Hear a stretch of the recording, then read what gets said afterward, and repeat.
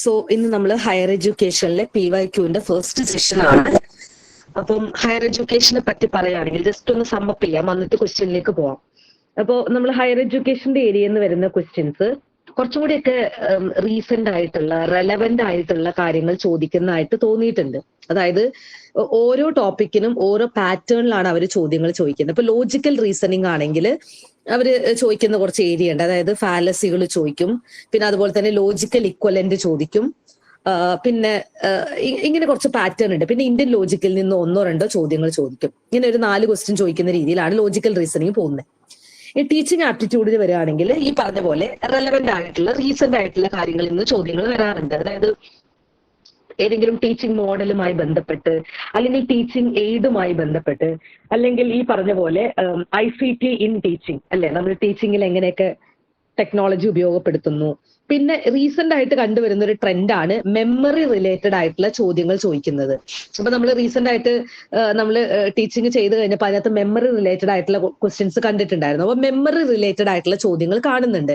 അപ്പൊ ആ memory related ആയിട്ടുള്ള കാര്യങ്ങളൊക്കെ പഠിച്ചു വെക്കുന്നത് നല്ലതാണ്. ഒരു തവണ അവരൊരു ക്വസ്റ്റ്യൻ ചോദിച്ചിട്ടുണ്ടെങ്കിൽ അത് റിപ്പീറ്റ് ചെയ്തില്ലെങ്കിലും ആ ടോപ്പിക് റിപ്പീറ്റ് ചെയ്യാനുള്ള സാധ്യത വളരെ കൂടുതലാണ്. അപ്പൊ അതുകൊണ്ട് ആ ടോപ്പിക്കുമായി ബന്ധപ്പെട്ടിട്ടുള്ള കാര്യങ്ങളൊന്ന് നോട്ട് ചെയ്ത് വെക്കുന്നത് നല്ലതായിരിക്കും.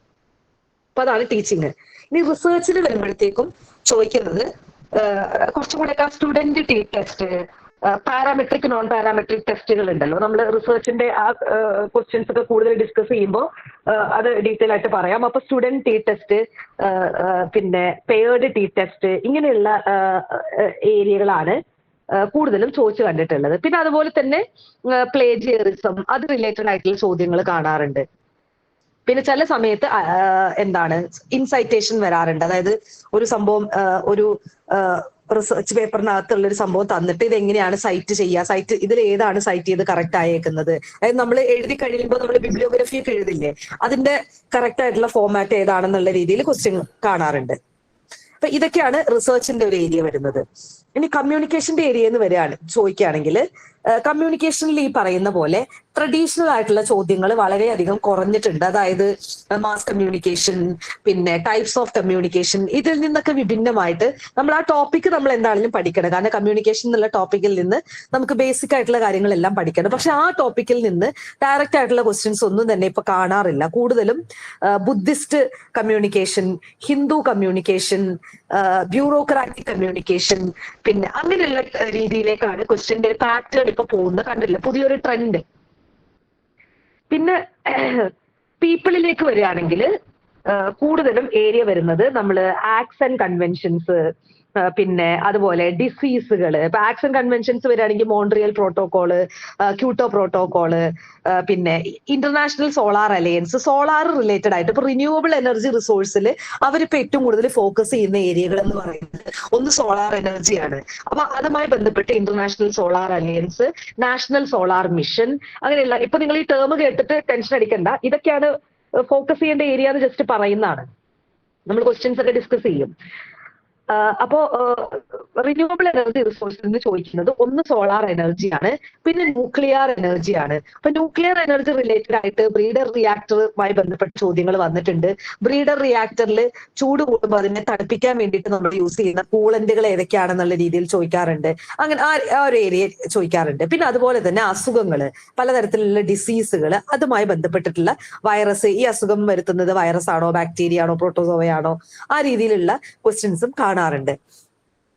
അതുപോലെ നമ്മൾ ഹയർ എഡ്യൂക്കേഷനിലേക്ക് വരുമ്പോൾ നമുക്കൊരു പാറ്റേൺ കാണാൻ പറ്റുന്നത്, ഹയർ എഡ്യൂക്കേഷനിൽ കൂടുതലും റീസെന്റ് ആയിട്ടുള്ള എഡ്യൂക്കേഷനിൽ വന്നിട്ടുള്ള മാറ്റങ്ങളാണ് കൂടുതലും ചോദ്യങ്ങളായിട്ട് വരാറുള്ളത്.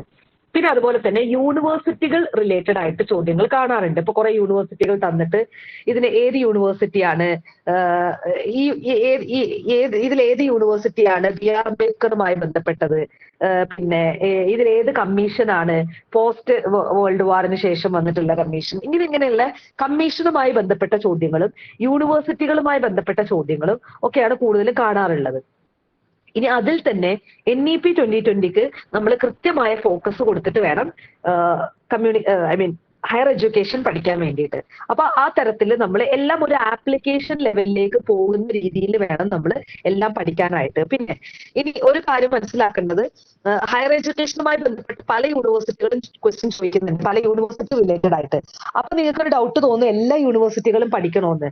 അത് പ്രാക്ടിക്കലി ഇമ്പോസിബിൾ ആണ്. അപ്പൊ എന്താ ചെയ്യേണ്ടതെന്ന് വെച്ചിട്ടുണ്ടെങ്കിൽ, നിങ്ങൾക്ക് പഠിക്കാൻ പറ്റുന്ന അത്രയും പ്രത്യേകിച്ച് ക്വസ്റ്റ്യൻ പേപ്പറിൽ വന്നിട്ടുള്ള യൂണിവേഴ്സിറ്റികൾ പഠിക്കാം. അതല്ലാതെ ഗൂഗിളിൽ സെർച്ച് ചെയ്തിട്ട് ഇന്ത്യയിലുള്ള മുഴുവൻ യൂണിവേഴ്സിറ്റികളുടെ ലിസ്റ്റ് എടുത്തിട്ട് അത് പഠിക്കാന്ന് പറഞ്ഞു കഴിഞ്ഞാൽ അതൊരു പ്രാക്ടിക്കൽ ആയിട്ടുള്ള കാര്യമല്ല. അപ്പൊ അതുകൊണ്ട് ചെയ്യേണ്ട കാര്യം, ഇതുപോലത്തെ ഫാക്ച്വൽ ആയിട്ടുള്ള ചോദ്യങ്ങൾ, അതായത് തികച്ചും ഫാക്ച്വൽ ആയിട്ടുള്ള ചോദ്യങ്ങൾ, അതായത് നിങ്ങളുടെ സിലബസുമായിട്ട് അധികം ബന്ധമില്ലാത്ത എന്നാൽ കുറച്ച് ഫാക്ച്വൽ ആയിട്ടുള്ള ചോദ്യങ്ങൾ എപ്പോഴും നമ്മൾ അതിനെ അപ്രോച്ച് ചെയ്യേണ്ടത് previous year question paper work out ചെയ്തിട്ടായിരിക്കണം. അതായത് പ്രീവിയസ് ഇയർ ചോദ്യ പേപ്പറിൽ റിപ്പീറ്റഡ് ആയിട്ട് വന്നിട്ടുള്ള ഫാക്ച്വൽ ക്വസ്റ്റ്യൻസ്, അതിന് കൊടുത്തിട്ടുള്ള ഓപ്ഷൻസ്, അതുമായി ബന്ധപ്പെട്ടൊക്കെ ആയിരിക്കും അടുത്ത തവണ വീണ്ടും അത്തരത്തിലുള്ള ചോദ്യങ്ങൾ ചോദിക്കുക. അപ്പൊ അതിനൊരു ആവർത്തനം നമുക്ക് കാണാൻ പറ്റും. ആവർത്തനം എന്ന് പറയുമ്പോൾ അതേ ചോദ്യം തന്നെ ആവർത്തിച്ചു വരുന്നല്ല, അതേ യൂണിവേഴ്സിറ്റിയുമായി ബന്ധപ്പെട്ട വേറെ എന്തെങ്കിലും കാര്യം ചോദിക്കും. ഇപ്പൊ ഒരു തവണ BR അംബേദ്കർ ഓപ്പൺ യൂണിവേഴ്സിറ്റിയുമായി ബന്ധപ്പെട്ട ഒരു കാര്യം ചോദിച്ചു, അടുത്ത തവണ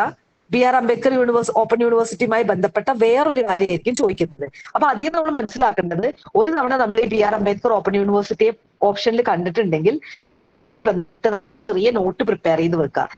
നിങ്ങൾ ഒരു പ്രത്യേക ബുക്ക് ഒന്നും റെഫർ ചെയ്യേണ്ട. ഞാൻ മനസ്സിലാക്കിയെടുത്തോളം ഗൂഗിളിൽ സെർച്ച് ചെയ്തിട്ട് കിട്ടുന്ന ഡീറ്റെയിൽസ്, ഇൻഫർമേഷൻ മാത്രം നമുക്ക് മതിയാവും. ഒത്തിരി അതിനെപ്പറ്റി ഇൻഡെപ്ത് ആയിട്ട് ഒന്നും നമ്മൾ പഠിക്കേണ്ട കാര്യമില്ല.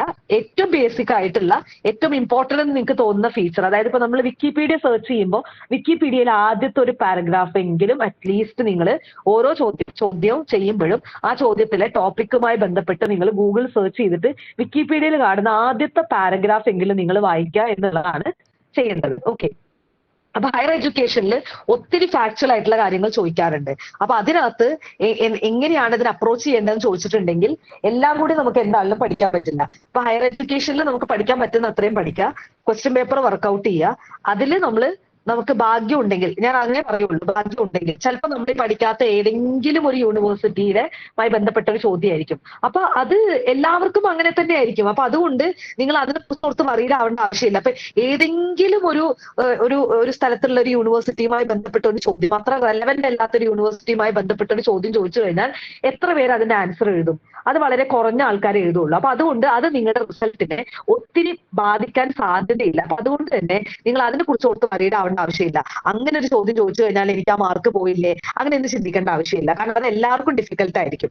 അങ്ങനെ ഏതെങ്കിലും ഒരു കോർണറിൽ നിന്ന് ഒരു ചോദ്യം ചോദിക്കുന്നുണ്ടെങ്കിൽ അത് നിങ്ങൾക്ക് മാത്രമല്ല എല്ലാവർക്കും ഡിഫിക്കൽട്ട് ആയിരിക്കും. അപ്പൊ അതുകൊണ്ട് അവിടെ ഒരു വലിയൊരു വെല്ലുവിളിയായിട്ട് അതിനെ കണക്കാക്കേണ്ട കാര്യമില്ല. പിന്നെ നിങ്ങൾ ചെയ്യേണ്ട കാര്യം, ഇപ്പൊ നിങ്ങൾ യൂണിവേഴ്സിറ്റികളുടെ പേര്, യൂണിവേഴ്സിറ്റികളുമായി ബന്ധപ്പെട്ട കാര്യങ്ങൾ ക്വസ്റ്റ്യൻ പേപ്പറിൽ കാണുന്നത് എന്താണെങ്കിലും പഠിച്ചിരിക്കണം. അതിന് അയ്യോ അത് ഞാൻ പഠിച്ചില്ല, അതിന് എക്സ്ക്യൂസ് ഇല്ല. ക്വസ്റ്റ്യൻ പേപ്പറിൽ ഏതെങ്കിലും ഒരു യൂണിവേഴ്സിറ്റിയുടെ പേര് കണ്ടിട്ടുണ്ടെങ്കിൽ അതിനെ പറ്റി ഒരു 2 ലൈനെങ്കിലും നിങ്ങൾ നോട്ടിൽ എഴുതി വെച്ചിട്ടുണ്ടാവണം. ഓക്കെ. അപ്പൊ അതാണ് ഹയർ എഡ്യൂക്കേഷനുമായി ബന്ധപ്പെട്ട് പറയാനുള്ളത്. Okay. One of the first states to establish a higher education council. ഇതിനകത്ത് ഏത് സ്റ്റേറ്റ് ആണ് ആദ്യമായിട്ട് ഒരു ഹയർ എഡ്യൂക്കേഷൻ കൗൺസിൽ സ്റ്റാർട്ട് ചെയ്തത് എന്നാണ് ചോദ്യം. അത് ആന്ധ്രാപ്രദേശാണ്. അപ്പൊ ഇത് തികച്ചും ഒരു ഫാക്ച്വൽ ആയിട്ടുള്ള ചോദ്യമാണ്. കാരണം ഹയർ എഡ്യൂക്കേഷൻ കൗൺസിൽ ഉണ്ടാക്കിയിട്ടുള്ള ആദ്യത്തെ സ്റ്റേറ്റ് ഏതാന്നൊക്കെ ചോദിച്ചിട്ടുണ്ടെങ്കിൽ അതൊക്കെ അത്രയും ഇൻഡെപ്ത് ആയിട്ടുള്ള ഒരു രീതിയിലുള്ള ഒരു ചോദ്യമാണ്. അപ്പൊ അതുകൊണ്ട് ഇങ്ങനെയൊക്കെ ചോദ്യം വന്നു കഴിഞ്ഞാല് നമ്മള് ടെൻഷൻ ആവേണ്ട ആവശ്യമില്ല. കാരണം എല്ലാവർക്കും ഇതുപോലെയൊക്കെ തന്നെ ആയിരിക്കും. ഓക്കെ. അപ്പൊ ഇത് ആന്ധ്രാപ്രദേശാണ്. ആദ്യമായിട്ട് ഹയർ എഡ്യൂക്കേഷൻ കൗൺസിൽ തുടങ്ങി വെച്ച സംസ്ഥാനം അത് ആന്ധ്രാപ്രദേശാണ് എന്നുള്ള കാര്യം ഓർക്കുക. ഓക്കെ. അപ്പൊ ഈ ഹയർ എഡ്യൂക്കേഷൻ കൗൺസിൽ എന്നുള്ള ഒരു ചോദ്യം വന്നു. അപ്പൊ അതുമായി ബന്ധപ്പെട്ടിട്ടാണ് അടുത്ത ഒരു ചോദ്യം വരുന്നത്. കണ്ടോ, ആ കണക്ഷൻ കണ്ടില്ലേ? ഇത് ആ സെയിം ഇയറിൽ ചോദിച്ച ചോദ്യമല്ല, പക്ഷെ പല ക്വസ്റ്റ്യൻ പേപ്പറിൽ നിന്ന് എടുത്തിട്ടുള്ള ചോദ്യമാണ്. അപ്പൊ നിങ്ങൾക്ക് മനസ്സിലായ ഹയർ എഡ്യൂക്കേഷൻ കൗൺസിൽ സ്റ്റാർട്ട് ചെയ്ത ആദ്യത്തെ സ്റ്റേറ്റ് ഏതാണെന്ന് ചോദിച്ചു. പിന്നെ ഒരു ചോദ്യം എന്താണ്, state higher education council establish ചെയ്യുന്നത് എന്തിന്റെ ഇൻസ്ട്രക്ഷനിലാണെന്നാണ്. അണ്ടർ ദി ഇൻസ്ട്രക്ഷൻ ഓഫ് എന്തിന്റെ അണ്ടറിലാണ് state higher education council start ചെയ്തത്?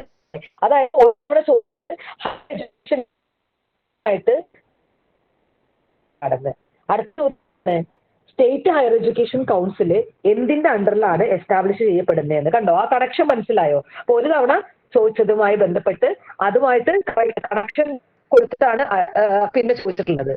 ഓക്കെ, റൂസ ആണ് അത് തുടങ്ങി വെച്ചിട്ടുള്ളത്. അപ്പൊ നീതി ആയോഗ് എന്താണ്?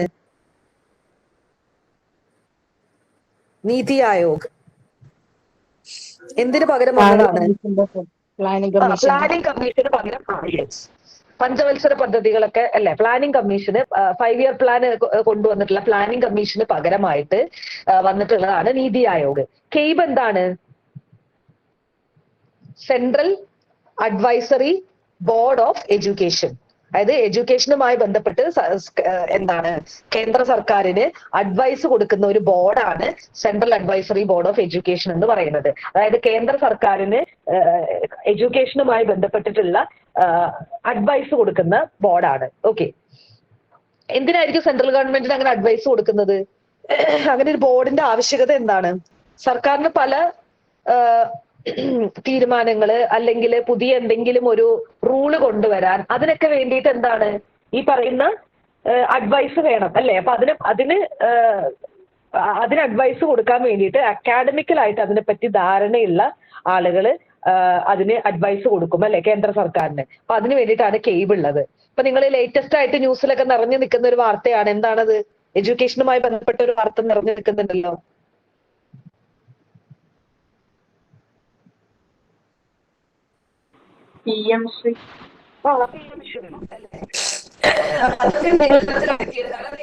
ഒരു ആപ്ലിക്കേഷൻ ആണ്. അതായത് ഹയർ എഡ്യൂക്കേഷൻ ഹയർ സെക്കൻഡറി എന്നുള്ള ഒരു സംഭവം മാറ്റിയിട്ട് ക്ലബ് ചെയ്യുന്നതാണ്. അപ്പോ അതിനകത്ത് ഒരുപാട് ആശങ്കകളും ഇതൊക്കെ പറയുന്നുണ്ട്. അത് ആശങ്ക എന്ന് പറഞ്ഞു കഴിഞ്ഞാൽ പ്രത്യേകിച്ചൊന്നുമില്ല. നമ്മൾ ആ 5+3+3+4 ഇല്ലേ NEP പറഞ്ഞിട്ടുള്ളത്, അത് അപ്ലൈ ചെയ്യുന്നതാണ്. ഇപ്പോഴാണ് അത് അപ്ലൈ ചെയ്യുന്നതെന്ന് മാത്രം. ഓക്കെ, അപ്പൊ പൂസ എന്ന് പറയുന്നത് ഒരു അഗ്രികൾച്ചറൽ യൂണിവേഴ്സിറ്റി ആണ് അല്ലെ ബീഹാറിലുള്ളത്. അപ്പൊ ഇതുമായിട്ട് ബന്ധമില്ല. അപ്പോ സ്റ്റേറ്റ് ഹയർ എഡ്യൂക്കേഷൻ കൗൺസിലുകൾ സ്ഥാപിക്കുന്നത് റൂസയുടെ അണ്ടറിലാണ്. എന്താണ് റൂസയുടെ ഫുൾ ഫോം? രാഷ്ട്രീയ ഉച്ചസാർ ശിക്ഷ അഭിയൻ അല്ലെ? രാഷ്ട്രീയ ഉച്ചസാർ ശിക്ഷ അഭിയൻ ആണ് റൂസയുടെ ഫുൾ ഫോം. ഓക്കെ, അപ്പൊ നിങ്ങൾ റീസെന്റ് ആയിട്ടുള്ള കാര്യങ്ങളും കൂടെ ഒക്കെ ഒന്ന് കണക്ട് ചെയ്ത് വെക്കണം കേട്ടോ. അപ്പൊ അതിൽ നിന്ന് ചോദ്യങ്ങൾ വരും എന്നല്ല ഞാൻ പറയുന്നത്. എപ്പോഴും നമ്മൾ അപ്ഡേറ്റ് ആയിരിക്കണം. പ്രത്യേകിച്ച് ഹയർ എഡ്യൂക്കേഷനുമായി ബന്ധപ്പെട്ടിട്ടുള്ള മേഖലയിൽ നമുക്ക് എപ്പോഴും ഒരു അപ്ഡേഷൻ ഉണ്ടാവുന്നത് നല്ലതാണ്. ഓക്കെ, അടുത്ത ചോദ്യം. Who was the chairman of secondary education commission setup in 1952? Doctor S Radhakrishna വരുമോ?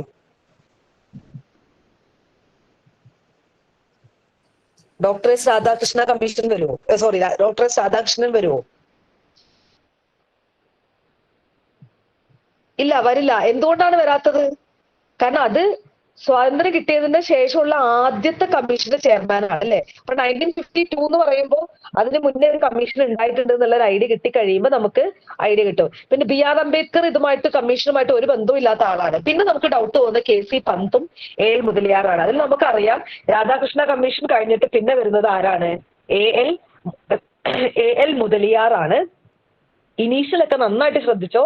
കാരണം ഒരു തവണ ഞാൻ പറഞ്ഞിട്ടില്ലേ കോത്താരി കമ്മീഷന്റെ ചെയർമാൻ ആരാന്ന് ചോദിച്ചു. അപ്പൊ എല്ലാവർക്കും അറിയാം കോത്താരി എന്തൊരു ചോദ്യമാണെന്ന് വിചാരിച്ചു. പക്ഷെ ഓപ്ഷൻ നോക്കിയപ്പോഴാണ് KS Kothari, DS Kothari, PS Kothari എന്ന് പറഞ്ഞിട്ടാണ് ഓപ്ഷൻ കൊടുത്തേക്കുന്നത്. അപ്പൊ നമുക്കൊരു ഡൗട്ട് തോന്നും, DS ആണോ KS ആണോ PS ആണോ എന്നൊക്കെ ഡൗട്ട് തോന്നും. അപ്പൊ അതുകൊണ്ട് ഇനീഷ്യൽ സഹിതം അങ്ങ് പഠിച്ചു വെച്ചോ. ഒരു തവണ അങ്ങനെ ചോദിച്ചിട്ടുണ്ടെങ്കിൽ ചിലപ്പോൾ നമ്മുടെ കഷ്ടകാലത്തിന് വീണ്ടും ആ ഒരു പാറ്റേണിൽ ചോദിക്കാൻ സാധ്യതയുണ്ട്. അപ്പൊ AL മുതലിയാറാണ് 1952 സെക്കൻഡറി എഡ്യൂക്കേഷൻ കമ്മീഷന്റെ ചെയർമാൻ. AL മുതലിയാർ. മറ്റേത് S രാധാകൃഷ്ണൻ. എസിന്റെ ഫുൾ ഫോം എന്താണ്? സർവപ്പള്ളി രാധാകൃഷ്ണൻ. ALന്റെ ഫുൾ ഫോം ചോദിക്കാൻ സാധ്യതയില്ല. S രാധാകൃഷ്ണന്റെ ഫുൾ ഫോം ചോദിക്കാൻ സാധ്യതയുണ്ട്. കാരണം S രാധാകൃഷ്ണൻ കുറച്ചും കൂടെ എന്താണ് റെലവെന്റ് ആണ്. നമ്മുടെ ഇന്ത്യയുടെ പ്രസിഡന്റ് ഒക്കെ ആയിരുന്നു. അപ്പൊ അതുകൊണ്ട് തന്നെ അത് റെലവെന്റ് ആയതുകൊണ്ട് ചിലപ്പോൾ അത് ചോദിക്കാൻ സാധ്യതയുണ്ട്. ഓക്കെ, അപ്പോ AL മുതലിയാറാണ് 1952 സെക്കൻഡറി എഡ്യൂക്കേഷൻ കമ്മീഷന്റെ ചെയർമാൻ. ഓക്കെ, ക്ലിയർ ആണല്ലോ? Okay, the leap programme of MHRD. ഇപ്പൊ MHRD ഉപയോഗിക്കുന്നുണ്ടോ? MHRD ഉപയോഗിക്കുന്നുണ്ടോ? ഇല്ല. Ministry of education. MHRDക്ക് പകരം ഇപ്പോ മിനിസ്ട്രി ഓഫ് എഡ്യൂക്കേഷൻ എന്നാണ് ഉപയോഗിക്കുന്നത്. അപ്പൊ ലീപ്പ് പ്രോഗ്രാം, അപ്പൊ ഇത് MHRD ആയിരുന്നപ്പോ ഉണ്ടായിരുന്ന ഒരു പ്രോഗ്രാമാണ്. ലീപ്പ് പ്രോഗ്രാം എന്തിന് എയിം ചെയ്തിട്ടുള്ളതാണ്? To train university faculties. അപ്പൊ യൂണിവേഴ്സിറ്റി ഫാക്കൽറ്റീസിനെ ട്രെയിൻ ചെയ്യുന്ന ഒരു പ്രോഗ്രാമാണ് ലീപ്പ് എന്ന് മനസ്സിലായി. അവിടെ എന്ത് ട്രെയിനിങ് ആണ് കൊടുക്കുന്നത് എന്നാണ്. അപ്പൊ അതിന്റെ ഫുൾ ഫോം കിട്ടുമ്പോൾ നിങ്ങൾക്ക് മനസ്സിലാവും. ലീഡർഷിപ്പ് അങ്ങനെ എന്തോ ആണ് അതിന്റെ ഫുൾ ഫോം അവിടെ കൊടുത്തിട്ടുണ്ട്. അക്കാഡമിക് ലീഡർഷിപ്പ് ഡെവലപ്പ് ചെയ്യാൻ വേണ്ടിയിട്ടാണ്. അപ്പൊ അതിന്റെ ഫുൾ ഫോം പറയാം, എന്നിട്ട് ആൻസറിലേക്ക് വരാം. ലീഡർഷിപ്പ് ഫോർ അക്കാഡമീഷ്യൻസ് പ്രോഗ്രാം എന്നാണ് ലീപ്പിന്റെ full form. Leadership for academicians programme, അതായത് അക്കാഡമീഷ്യൻസിനിടയിൽ ലീഡർഷിപ്പ് ഉണ്ടാക്കിയെടുക്കുക എന്നുള്ളതാണ് ആ പ്രോഗ്രാമിന്റെ ലക്ഷ്യം. It is a 3 week flagship leadership development training programme. 3 വീക്കിൽ ഉള്ള ഒരു പ്രോഗ്രാമാണ്, ലീഡർഷിപ്പ് ഡെവലപ്മെന്റ് പ്രോഗ്രാം ആണ്. 2 weeks domestic and 1 week foreign training. 2 week ഡൊമസ്റ്റിക്കും 1 വീക്ക് എന്താണ് വിദേശത്ത്, അല്ലെ, ഇന്റർനാഷണൽ ഫോറിൻ ട്രെയിനിങ്ങും ആണ്.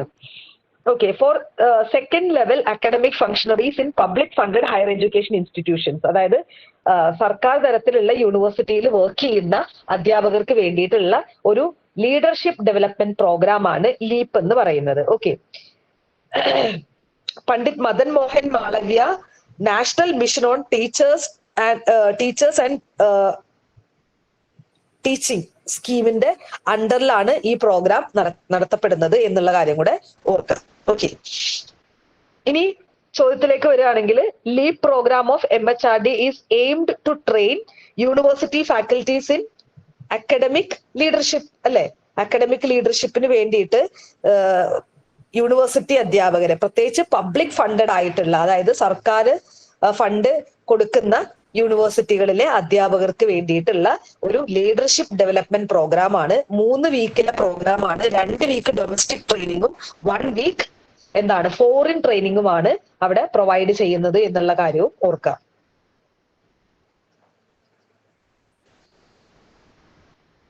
അപ്പൊ ഇങ്ങനെ ക്വസ്റ്റ്യൻസ് കാണുമ്പോൾ കുറെയൊക്കെ നമ്മൾ പഠിച്ചു പോകും. ഓക്കെ. ഇത് ഒരിടക്ക് എപ്പോഴും ചോദിച്ചുകൊണ്ടിരുന്ന ഒരു സംഭവമാണ്. നാഷണൽ എഡ്യൂക്കേഷൻ ഡേ എന്നാണ്, നാഷണൽ വോട്ടേഴ്സ് ഡേ എന്നാണ്. അതൊക്കെ പണ്ട് UGC നടത്തിക്കൊണ്ടിരുന്നപ്പോൾ ചോദിച്ചിരുന്ന ഒരു സ്ഥിരം പാറ്റേൺ ആയിരുന്നു ഇത്. പിന്നെ അത് മാറി അങ്ങനത്തെ ക്വസ്റ്റ്യൻസ് ഒക്കെ ചോദിക്കുന്നത് നിർത്തിയിട്ടുണ്ടായിരുന്നു. ഇപ്പോ നമ്മുടെ ടോപ്പിക്കുമായി റെലവെന്റ് ആയിട്ട് പല രീതിയിൽ ചോദ്യങ്ങൾ ചോദിക്കാറുണ്ട് എന്നുള്ളത് മനസ്സിലാക്കുക. ഓക്കെ. അപ്പൊ ഇവിടെ ചോദിച്ചത് നാഷണൽ എഡ്യൂക്കേഷൻ ഡേ ആരുടെ ബർത്ത്ഡേയുടെ അന്നാണ് സെലിബ്രേറ്റ് ചെയ്യുന്നത് എന്നാണ്. ആരുടെയാണ്? നമ്മൾ ഇത് കേട്ടിട്ടുണ്ടാവും നിങ്ങള്. APJ അബ്ദുൽ കലാം ആണോ? അല്ല. ജസ്റ്റിസ് ഹിദായത്തുള്ള ആയിരിക്കും. ഒരിക്കലും അല്ല. ജസ്റ്റിസ് ഹിദായത്തുള്ള ചീഫ് ജസ്റ്റിസ് ആയിരുന്നു. അപ്പൊ എഡ്യൂക്കേഷനുമായിട്ട് പ്രത്യേകിച്ച് ബന്ധമൊന്നും ഇല്ലാത്ത ആളാണ്. ആരാണ്? മൗലാന അബുൽ കലാം ആസാദ് ആണ്. മൗലാന അബുൽ കലാം ആസാദ്. കറക്റ്റ് ഡേറ്റ് എനിക്ക് ഓർമ്മയില്ല, എന്നാണ് ഡേ എന്നാണ്. നവംബർ ആണോ എന്ന് എനിക്കൊരു ഡൗട്ട് ഉണ്ട്. അത് ഒന്ന് ചെക്ക് ചെയ്യണേ, ഏതാണ് ദിവസം എന്നുള്ളത്. നാഷണൽ എഡ്യൂക്കേഷൻ ഡേ ആയിട്ട് സെലിബ്രേറ്റ് ചെയ്യുന്ന ദിവസം. മൗലാന അബുൽ കലാം ആസാദിന്റെ ബർത്ത്ഡേ ആണ് അന്ന്. എന്നാണിത് നാഷണൽ എഡ്യൂക്കേഷൻ ഡേ ആയിട്ട് നമ്മൾ സെലിബ്രേറ്റ് ചെയ്യുന്നത്. നവംബർ ആണോ എന്ന് എനിക്ക് ഡൗട്ട് ഉണ്ട്. എനിക്ക് കറക്റ്റ് ഡേറ്റ് എനിക്ക് ഓർമ്മയില്ല. ഞാൻ മുന്നേ എപ്പോഴോ വായിച്ചതാണ്. ഇതിന്റെ കൂട്ടത്തിൽ ഞാൻ ആഡ് ചെയ്യാന്ന് വിചാരിച്ചായിരുന്നു, വിട്ടുപോയത്. ഒരു സെക്കൻഡ് ഒന്ന്. പിന്നെ നമ്മൾ മറന്നുപോയില്ല. നവംബർ 11. നവംബർ 11 തന്നെയാണ്. യെസ്, നവംബർ ആണ് മന്ത് എന്നൊരു മനസ്സിലൊരു ഓർമ്മയുണ്ടായിരുന്നു, പക്ഷെ കറക്റ്റ് ഡേറ്റ് ഓർമ്മയുണ്ടായിരുന്നില്ല. നവംബർ 11. യെസ്. അടുത്തത് 6ാമത്തെ ചോദ്യത്തിലേക്ക് പോവാം. Which organisation in India oversees the function and quality aspect of teacher education programme? വളരെ എളുപ്പമുള്ള ഒരു ചോദ്യമാണ്. ടീച്ചർ എഡ്യൂക്കേഷൻ പ്രോഗ്രാമിന്റെ ക്വാളിറ്റി ഡി, national council for teacher education. അതായത് BEd കോളേജുകൾക്ക് അഫിലിയേഷൻ കൊടുക്കുന്ന UGC, ആർട്സ് ആൻഡ് സയൻസ് കോളേജുകളുടെ UGC പോലെയാണ് BEd കോളേജുകളിലെ NCTE. അപ്പൊ അങ്ങനെയാണെങ്കിൽ എഞ്ചിനീയറിംഗ് കോളേജുകളുടെ UGC പോലത്തെ ബോഡി എന്താണ്?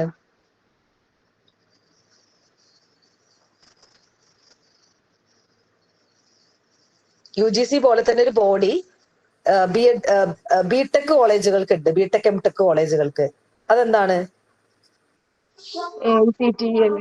AICTE, all India council of technical education. അപ്പൊ ആർട്സ് ആൻഡ് സയൻസ് കോളേജുകൾക്ക് UGC, ടെക്നിക്കൽ കോളേജുകൾക്ക് അതായത് ബിടെക് എംടെക് ഇങ്ങനെയുള്ള കോളേജുകൾക്കൊക്കെ AICTE, all India council of education, all India council of technical education. പിന്നെ BEd കോളേജുകൾക്കാണെങ്കിൽ national council for teacher education. Apex body എന്നൊക്കെ പറയാൻ പറ്റുന്നതാണ് അതുമായി ബന്ധപ്പെട്ട്. അപ്പൊ NCTE ആണ്. ടെക്നോളജി NPTEL അല്ലേ? അല്ലല്ല, അത് NPTEL ടെക്നോളജിയുമായി ബന്ധപ്പെട്ടാണ്. അതായത് NPTELന്റെ ഫംഗ്ഷൻ എന്താന്ന് വെച്ചിട്ടുണ്ടെങ്കിൽ ടെക്നോളജിക്കൽ റിലേറ്റഡ് ആയിട്ടുള്ള കോണ്ടന്റുകൾ പ്രൊവൈഡ് ചെയ്യുക എന്നുള്ളതാണ് NPTEL. നിങ്ങൾ യൂട്യൂബിൽ നോക്കിക്കഴിഞ്ഞാൽ NPTEL ഒരുപാട് എഞ്ചിനീയറിംഗ് ഇൻസ്റ്റിറ്റ്യൂട്ടുകളുടെ ഒക്കെ ക്ലാസ്സുകൾ നിങ്ങൾക്ക് ഫ്രീ ആയിട്ട് കാണാൻ പറ്റും. പക്ഷെ അതിന്റെ ഗവേണിംഗ് ബോഡി NPTEL അല്ല, ഗവേണിംഗ് ബോഡി AICTE ആണ്. അപ്പൊ നിങ്ങൾ അപ്രൂവൽ കൊടുക്കുന്നത്, ഇപ്പൊ ഒരു ബിടെക് കോളേജിന് അപ്രൂവൽ കൊടുക്കുന്നത് AICTE ആയിരിക്കും.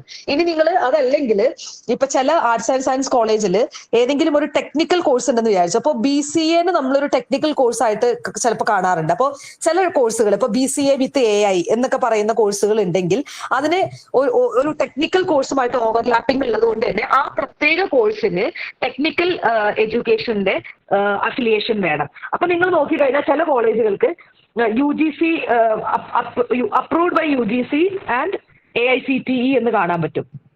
അപ്പൊ ടെക്നിക്കൽ എഡ്യൂക്കേഷനുമായി ബന്ധപ്പെട്ടിട്ടുള്ള അപ്രൂവൽ കൊടുക്കുന്ന AICTE ആണ്. പക്ഷെ ടെക്നിക്കൽ എഡ്യൂക്കേഷനുമായിട്ടുള്ള ബന്ധപ്പെട്ടിട്ടുള്ള കോണ്ടന്റുകൾ, ഇപ്പോ ക്ലാസ്സുകള്, അതൊക്കെ യൂട്യൂബില് അല്ലെങ്കിൽ ഓൺലൈൻ മീഡിയയില് ഫ്രീ ആയിട്ട് പ്രൊവൈഡ് ചെയ്യുന്ന ഒരു ബോഡിയാണ് NPTEL എന്ന് പറയുന്നത്. അതൊരു ഗവേണിംഗ് ബോഡി അല്ല. ഓക്കെ, NPTEL ഒബ്വിയസ്ലി ടെക്നിക്കൽ എഡ്യൂക്കേഷനുമായി ബന്ധപ്പെട്ടത് തന്നെയാണ്. എഞ്ചിനീയറിംഗ് കോഴ്സുകളുടെ ഒരുപാട് ക്ലാസ്സുകൾ അതിനകത്ത് അവൈലബിൾ ആണ്. അതിപ്പോ നമുക്കാണെങ്കിലും നിങ്ങൾക്ക് എത്ര പേർക്ക് അറിയാമെന്ന് എനിക്കറിയില്ല. അറബിക്കിന്റെ സബ്ജക്ട് ഉണ്ടോ എന്ന് എനിക്കറിയില്ല, അത് ഒന്ന് ക്രോസ് ചെക്ക് ചെയ്യണം. EPG പാഠശാല എന്ന് UGC ഒരു സബ് കാറ്റഗറിയാണ് EPG പാഠശാല. ഈ പാഠശാലയല്ല, EPG പാഠശാല. അത് സെർച്ച് ചെയ്ത് കഴിഞ്ഞാല് അതിനകത്ത് നിങ്ങളുടെ സബ്ജക്ട് കോഡ് കൊടുത്തു കഴിഞ്ഞാല് കുറച്ച് സബ്ജക്ട്, എനിക്കൊന്നും ഓൾമോസ്റ്റ് സബ്ജക്റ്റിന്റെ ഉണ്ട്, അറബിക്കിന്റെ ഉണ്ടോന്ന് എനിക്ക് ഉറപ്പില്ല. അതിനകത്ത് സെർച്ച് ചെയ്ത് കഴിഞ്ഞാൽ നിങ്ങളുടെ സബ്ജക്റ്റിന്റെ പേപ്പർ 2 ആണ്, അല്ല പേപ്പർ 2ന്റെ ക്ലാസ്സുകൾ മൊഡ്യൂൾ വൈസ് ആയിട്ട് അവൈലബിൾ ആണ്. അറബിക്ക് ഒന്ന് ചെക്ക് ചെയ്യണേ. കൊമേഴ്സിന്റെ ഇംഗ്ലീഷ് കുറച്ച് സബ്ജക്ട് ഒന്ന് രണ്ട് ഞാൻ നോക്കി പറഞ്ഞത് കണ്ടിട്ടുണ്ടായിരുന്നു. അതുകൊണ്ടാണ് ഞാൻ പറഞ്ഞത്. ഈ അറബിക്ക് ഉണ്ടോ എന്ന് എനിക്ക് ഉറപ്പില്ല. അപ്പൊ നിങ്ങൾ EPG പാഠശാല ഞാനൊന്ന് സെർച്ച് ചെയ്തിട്ട് ക്ലാസ് കഴിയുമ്പോൾ നമ്മുടെ ഗ്രൂപ്പിൽ പോസ്റ്റ് ചെയ്യാം. അറബിക്ക് ഉണ്ടെങ്കിൽ ഞാൻ പോസ്റ്റ് ചെയ്യാം, അല്ലെങ്കിൽ പിന്നെ പോസ്റ്റ് ചെയ്യുന്നതുകൊണ്ട് കാര്യമില്ലല്ലോ. ഓക്കെ, അപ്പൊ അത് ഒന്ന് ചെക്ക് ചെയ്തിട്ട് ഞാൻ അയക്കാം കേട്ടോ. ഇപ്പോഴാണ് ഞാനത് ഓർത്തത്. അപ്പൊ അത് നല്ല എന്താണ് ക്വാളിറ്റി കണ്ടന്റ് ആണ് അതിനകത്തുള്ളത്. അപ്പൊ EPG പാഠശാല വഴി നമുക്ക് സബ്ജക്ട് പേപ്പറിന്റെ ക്ലാസ്സുകൾ അവൈലബിൾ ആണ്. UGC ഫ്രീ ആയിട്ട് കൊടുക്കുന്നത്. UGCയുടെ സൈറ്റിൽ പോയിട്ടുണ്ടെങ്കിൽ നമുക്ക് ഫ്രീ ആയിട്ട് ഓൺലൈൻ മോക്ക് അറ്റൻഡ് ചെയ്യാൻ പറ്റും. അപ്പൊ അതൊക്കെ നമ്മൾ ഉപയോഗപ്പെടുത്തുക എന്നുള്ളതാണ്. ഇവിടെ NCERT എന്ന് അറിയാതെ മാറിപ്പോയതാണ് കേട്ടോ. അത് NCTE ആണ്. So sorry. അപ്പൊ NCTE ആണ് അത് കൊടുത്തിട്ടുള്ളത്. NCERT എന്നാണ്, ഒന്ന് മാർക്ക് ചെയ്യണേ. Okay. Which of the following bodies in a university has a statutory function to perform? Statutory എന്ന് വെച്ചാൽ എന്താണ്? Statutory function to perform. ഇതിനകത്ത് യൂണിവേഴ്സിറ്റിയിലെ ഏത് ബോഡിക്കാണ് ഒരു സ്റ്റാറ്റ്യൂട്ടറി ഫംഗ്ഷൻ ഉള്ളതെന്നാണ്. ഈ സ്റ്റാറ്റ്യൂട്ടറി എന്ന് പറഞ്ഞ് നമ്മൾ വേറെ എവിടെയെങ്കിലും കേട്ടിട്ടുണ്ടോ? കോൺസ്റ്റിറ്റ്യൂഷണൽ സ്റ്റാറ്റ്യൂട്ടറി ആക്ടിലൂടെ കൊണ്ടുവരുന്നതല്ലേ? അതെ. പാർലമെന്റില് ബില്ല് പാസ്സാക്കി ആക്ട് ആയിട്ട് കൊണ്ടുവരുന്നതിനെയാണ് സ്റ്റാറ്റ്യൂട്ടറി ബോഡി എന്ന് പറയാം, അല്ലെ? അപ്പൊ കോൺസ്റ്റിറ്റ്യൂഷണൽ ബോഡിയും ഉണ്ട്, സ്റ്റാറ്റ്യൂട്ടറി ബോഡിയും ഉണ്ട്. അപ്പൊ സ്റ്റാറ്റ്യൂട്ടറി ബോഡി എന്ന് പറയുന്നത് കോൺസ്റ്റിറ്റ്യൂഷനിൽ പരാമർശിച്ചിട്ടില്ല, പിന്നീട് ചേർക്കപ്പെട്ടിട്ടുള്ള ഇൻ ദ സെൻസ്, അതായത് പിന്നീട് അത് ഒരു പാർലമെന്റിൽ ഒരു ബില്ല് പാസ്സാക്കി ലോക്സഭയിലും രാജ്യസഭയിലും ഒക്കെ അത് അംഗീകരിച്ച് പ്രസിഡന്റ് ഒപ്പുവെച്ചതിന് ശേഷം ഒരു ആക്ട് ആവും, അല്ലെ? ബില്ല് ആക്ട് ആവുന്നത് ഇരു സഭകളിലും അത് വോട്ടിലിട്ട് ഇരു സഭയും അംഗീകരിച്ചു കഴിഞ്ഞിട്ട് പിന്നെ പ്രസിഡന്റിന്റെ അടുത്തെത്തി പ്രസിഡന്റ് ഒപ്പുവെക്കുമ്പോഴാണ് അത് ആക്ട് ആവുന്നത്. അങ്ങനെ ആക്ട് ആവുന്ന അതിലൂടെ വരുന്ന ബോഡിയാണ് സ്റ്റാറ്റ്യൂട്ടറി ബോഡി എന്ന് പറയുന്നത് അല്ലെ. അപ്പോ ഇതിൽ സ്റ്റാറ്റ്യൂട്ടറി ഫംഗ്ഷൻ എന്നതുകൊണ്ട് എന്താണ് ഉദ്ദേശിക്കുന്നത്? ഈ സ്റ്റാറ്റ്യൂട്ടറി എന്നുള്ള വാക്കിന് തന്നെ ബൈ ലോ എന്നുള്ള അർത്ഥമാണ്.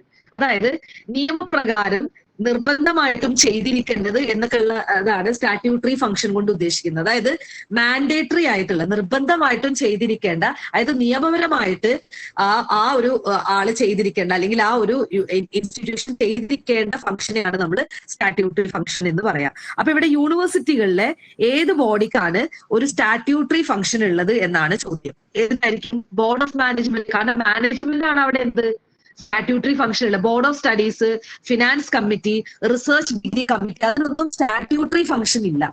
ഓക്കെ. അപ്പൊ മാൻഡേറ്ററി ഫംഗ്ഷൻ ഉള്ളത് ഏതിനാണ്? ബോർഡ് ഓഫ് മാനേജ്മെന്റിനാണ്. ഓക്കെ. അപ്പൊ സ്റ്റാറ്റ്യൂട്ടറി ഫംഗ്ഷൻ യൂണിവേഴ്സിറ്റിയുടെ ഏത് ബോഡിക്കാണെന്ന് ചോദിച്ചിട്ടുണ്ടെങ്കിൽ അതായത് ബൈ ലോ ഇനാക്ട് ചെയ്യപ്പെട്ടിട്ടുള്ളത് ഈ ബോർഡ് ഓഫ് മാനേജ്മെന്റിന്റെ ഫംഗ്ഷൻ ആണ്. അപ്പൊ അതുകൊണ്ട് അവിടെ സ്റ്റാറ്റ്യൂട്ടറി ഫംഗ്ഷൻ ആയിട്ട് നമ്മൾ പറയാ ബോർഡ് ഓഫ് മാനേജ്മെന്റിന്റെ ഫംഗ്ഷൻ ആണ് സ്റ്റാറ്റ്യൂട്ടറി ഫംഗ്ഷൻ ആയിട്ട് പറയാ. അതായത് നിർബന്ധമായിട്ടും അല്ലെങ്കിൽ ബൈ ലോ ചെയ്തിരിക്കണം എന്ന് പറയപ്പെട്ടിട്ടുള്ള ഫംഗ്ഷൻ ഏതിനാണുള്ളത്? ബോർഡ് ഓഫ് മാനേജ്മെന്റിനാണ് ഉള്ളത്.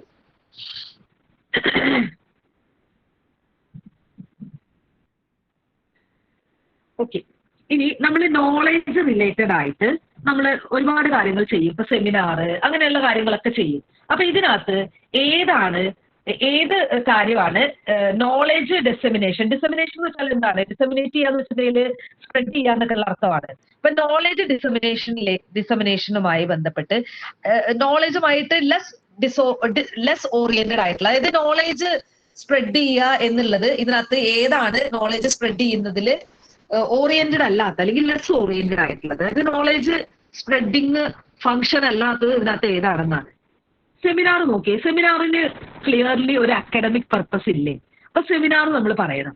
Class room obviously academic purpose ഉണ്ട്. ഫീൽഡ് വർക്കും ജേർണലുമാണ്. അപ്പൊ ഈ ജേർണലുകൾ കൂടുതലും എന്താണ്? അക്കാഡമിക് ആയിട്ട്. അപ്പൊ അക്കാഡമിക് അല്ലാത്ത ജേർണലുകളും ഉണ്ട്. പക്ഷെ ഇവിടെ ജേർണൽ എന്ന് ഉദ്ദേശിക്കുമ്പോൾ അക്കാഡമിക് ജേർണലിൽ എഡ്യൂക്കേഷൻ വരുന്നുണ്ട്. അപ്പൊ ഏതായിരിക്കും? ഫീൽഡ് വർക്കാണ്. ലെസ് ഓറിയന്റഡ് അല്ലെ? എഡ്യൂക്കേഷനിൽ ലെസ് ഓറിയന്റഡ് ആയിട്ടുള്ളത് ഏതാണ്? ഫീൽഡ് വർക്കാണ്. ഫീൽഡ് വർക്കിൽ നമ്മൾ പ്രത്യേകിച്ച് നോളേജ് സ്പ്രെഡിങ് ഒന്നും വരുന്നില്ല അല്ലെ? ഇപ്പൊ ഒരു ഫീൽഡ് വർക്ക് ചെയ്യുമ്പോൾ നമുക്ക് നോളേജ് ഡിസെമിനേഷൻ ഒന്നും നോളേജ് സ്പ്രെഡിങ് ഒന്നും അവിടെ നടക്കുന്നില്ല. ഓക്കെ. ഇപ്പൊ ഒരു സെമിനാർ വഴി നടക്കും, ക്ലാസ് റൂം വഴി നടക്കും, ഒരു ജേർണൽ വഴി നടക്കും. പക്ഷെ ഒരു ഫീൽഡ് വർക്ക് വഴി നോളേജ് സ്പ്രെഡിങ് എന്ത് ചെയ്യുന്നില്ല? നടക്കുന്നില്ല. ക്ലിയർ ആണല്ലോ?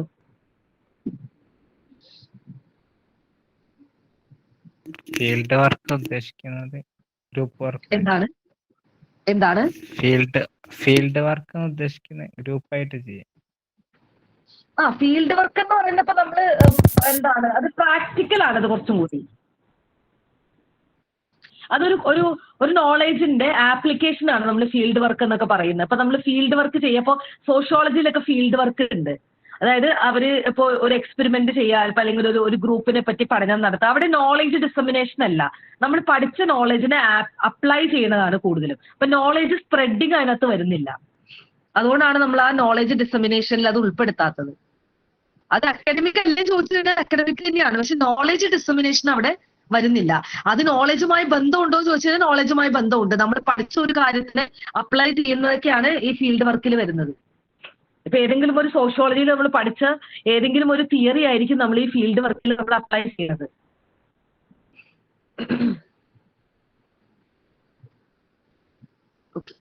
Next question. Which of the following body is empowered with the role of appointment and approval of teachers in a university system in India? അപ്പൊ യൂണിവേഴ്സിറ്റികള് ടീച്ചേഴ്സിനെ അപ്പോയിന്റ് ചെയ്യുന്നത്, അപ്രൂവൽ കൊടുക്കുന്നത്, ഇതൊക്കെ ആരുടെ ഡ്യൂട്ടി ആണെന്നാണ് ചോദ്യം. ആരായിരിക്കും? നമ്മൾ നേരത്തെ പറഞ്ഞ mandatory function board of management അല്ലേ? മാനേജ്മെന്റ് അല്ലേ തീരുമാനിക്കുന്നത്. അപ്പോയിന്റ്മെന്റ്, അപ്രൂവല്, അതുപോലെ തന്നെ ഫയറിങ് എല്ലാം വരുന്നത് ബോർഡ് ഓഫ് മാനേജ്മെന്റിലാണ് അല്ലെ? അക്കാഡമിക് കൗൺസിലിന്റെ ഫംഗ്ഷൻ എന്താണ്? Syllabus preparation. അല്ലെ, അക്കാഡമിക് കൗൺസിൽ ബോർഡ് ഓഫ് സ്റ്റഡീസും ഒക്കെ ഓൾമോസ്റ്റ് സിമിലർ ആയിട്ട് വരുന്ന ഫംഗ്ഷൻ ആണ് ചെയ്യുന്നത്. അതായത് സിലബസുമായി ബന്ധപ്പെട്ട കാര്യങ്ങളൊക്കെയാണ്.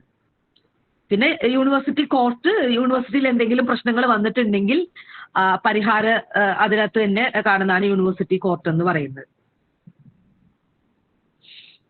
ഇപ്പൊ പ്ലേജിയറിസം ഒക്കെ വരുന്നുണ്ടെങ്കിൽ അത് നമ്മൾ ഹൈക്കോടതിയിലോ അങ്ങനെ ആയിരിക്കില്ല അല്ലെ, യൂണിവേഴ്സിറ്റിയുടെ കോർട്ടിലായിരിക്കും ആ ഒരു. ഇപ്പൊ നമ്മൾ റിസർച്ച് ചെയ്തുകൊണ്ടിരിക്കുമ്പോൾ നമ്മൾ പ്ലേജിയറിസം കമ്മിറ്റ് ചെയ്തിട്ടുണ്ട്, നമ്മുടെ ഗൈഡ് പറയും, അത് ഈ പറയുന്ന സെനറ്റിനെ അറിയിക്കുകയൊക്കെ ചെയ്തു കഴിഞ്ഞാൽ ട്രയൽ ഒക്കെ നടത്തും അല്ലെ, യൂണിവേഴ്സിറ്റിക്ക് അകത്ത് തന്നെ. അപ്പൊ അതൊക്കെ യൂണിവേഴ്സിറ്റിയുടെ അകത്ത് തന്നെയുള്ള കോർട്ടിലാണ് അതിന്റെ കേസുകളൊക്കെ പോകുന്നത്. അതായത് യൂണിവേഴ്സിറ്റിയുടെ പുറത്തേക്കല്ല, അതായത് അക്കാഡമിക് ആയിട്ട് നടക്കുന്നത്. ഇപ്പോ അത് രണ്ട് രീതിയിലുണ്ട് കേട്ടോ. അതായത് ഇപ്പം വർക്ക് സ്പേസിൽ ഇപ്പോ ഒരാൾക്ക് ഇപ്പൊ അവിടെ വർക്ക് ചെയ്യുന്ന ഒരു വനിതയായിട്ടുള്ള അല്ലെങ്കിൽ ഒരു ഫീമെയിൽ പ്രൊഫസറിന് ഒരു ബുദ്ധിമുട്ടുണ്ടായി. അപ്പൊ അവർക്ക് വേണമെങ്കിൽ അത് അവരുടെ ചോയ്സ് ആണ്, യൂണിവേഴ്സിറ്റിക്ക് അകത്തുള്ള കോർട്ടിൽ ഇത് ചെയ്യാം, അതല്ലെങ്കിൽ അവർക്ക് പുറത്തുള്ളതില്. പക്ഷെ അക്കാഡമിക് ആയിട്ടുള്ള കാര്യങ്ങളാണെങ്കിൽ ആ യൂണിവേഴ്സിറ്റിയുമായി ബന്ധപ്പെട്ട കാര്യങ്ങളാണെങ്കിൽ അത് അവിടെ തന്നെ ആയിരിക്കും പോകുന്നത്. അതിന് എന്തെങ്കിലും ഒരു പബ്ലിക് റെലവൻസ് ഉണ്ടെങ്കിലാണ് നമ്മൾ പുറത്തെ കോടതിയിലേക്കൊക്കെ പോകുന്നത്. അതായത് ആ യൂണിവേഴ്സിറ്റിയിൽ തന്നെയുള്ള വർക്കും കാര്യങ്ങൾ അല്ലെങ്കിൽ അങ്ങനെയാണെങ്കിൽ അത് മിക്കവാറും അവിടെ തന്നെ ആയിരിക്കും ചെയ്യുന്നത്. ഇനി അത് പുറത്തോട്ട് ചെയ്യാം. പക്ഷെ പ്ലേജിയറിസം ഒക്കെ റിലേറ്റഡ് ആയിട്ട് എന്തെങ്കിലുമൊക്കെ വന്നു കഴിഞ്ഞാൽ അത് യൂണിവേഴ്സിറ്റിയുടെ കോർട്ടിൽ തന്നെയായിരിക്കും കാര്യങ്ങളൊക്കെ മൂവ് ചെയ്യുന്നത്. ഇനി അതല്ലാതെ ഏതെങ്കിലും ഒരു പബ്ലിക് ഇൻട്രസ്റ്റ് ഉള്ള അല്ലെങ്കിൽ പുറത്തെ കോടതിയിൽ പോകുന്നതിലും ബുദ്ധിമുട്ടൊന്നുമില്ല. പക്ഷെ അതിനകത്ത് തന്നെ ഒരു കോർട്ട് ഉണ്ട് എന്നുള്ള കാര്യം മനസ്സിലാക്കുക. Okay. Who is the administrative and academic head of Indian university system? ഒരു യൂണിവേഴ്സിറ്റിയുടെ അഡ്മിനിസ്ട്രേറ്റീവ് അക്കാഡമിക് ഹെഡ് ആരാണെന്നാണ് ചോദ്യം.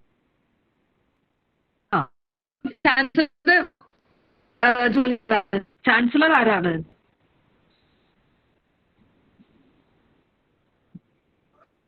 ആരാണ് ഇന്ത്യൻ ഗവർണറാണ്. അപ്പൊ ഗവർണറിന് പ്രത്യേക അഡ്മിനിസ്ട്രേറ്റീവ് ഫംഗ്ഷൻ ഒന്നും ഇല്ല അല്ലെ.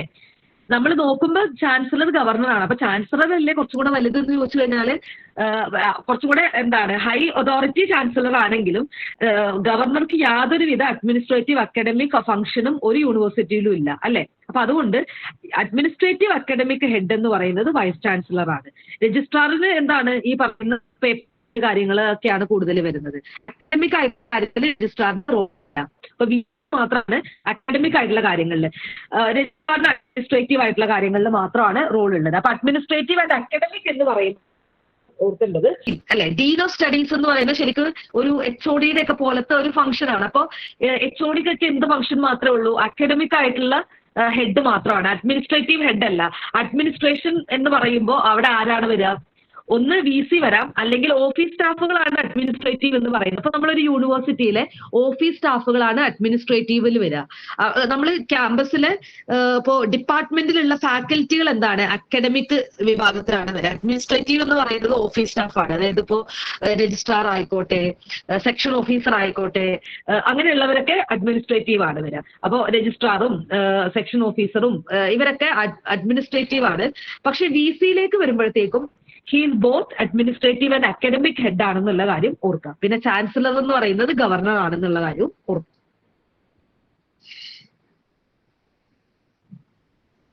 ഓക്കെ. VC ആണ് administrative and academic head. Academic head എന്ന് മാത്രം ചോദിച്ചു കഴിഞ്ഞാൽ നമുക്ക് ഡീന് പറയാട്ടോ, ഡീൻ ഓഫ് സ്റ്റഡീസ്. ഓക്കെ. ഇനി അഡ്മിനിസ്ട്രേറ്റീവ് ഹെഡ് എന്ന് മാത്രം ചോദിച്ചു കഴിഞ്ഞാൽ നമുക്ക് വൈസ് ചാൻസലറും പറയാം, രജിസ്ട്രാറും പറയാം. ഹെഡ് എന്ന് പറഞ്ഞു കഴിഞ്ഞാൽ വൈസ് ചാൻസലർ തന്നെയാണ് വരിക. ഇപ്പൊ ഇതിനകത്ത് അക്കാഡമിക് ഹെഡ് എന്ന് മാത്രം ചോദിച്ചിട്ടുണ്ടെങ്കിൽ നമുക്ക് ഡീനിനെ സെലക്ട് ചെയ്യാം. ഇവിടെ അഡ്മിനിസ്ട്രേറ്റീവ് ആൻഡ് അക്കാഡമിക് എന്ന് വന്നതുകൊണ്ടാണ് VC ചൂസ് ചെയ്യുന്നത്. വെറും അക്കാഡമിക് ഹെഡ് എന്ന് മാത്രം ചോദിച്ചു കഴിഞ്ഞാൽ നമുക്ക് ഡീനിനെ ആൻസർ ചെയ്യാം. ക്ലിയർ ആണല്ലോ? ആ ഡിഫറൻസ് ഒക്കെ നമുക്ക് അറിയണം.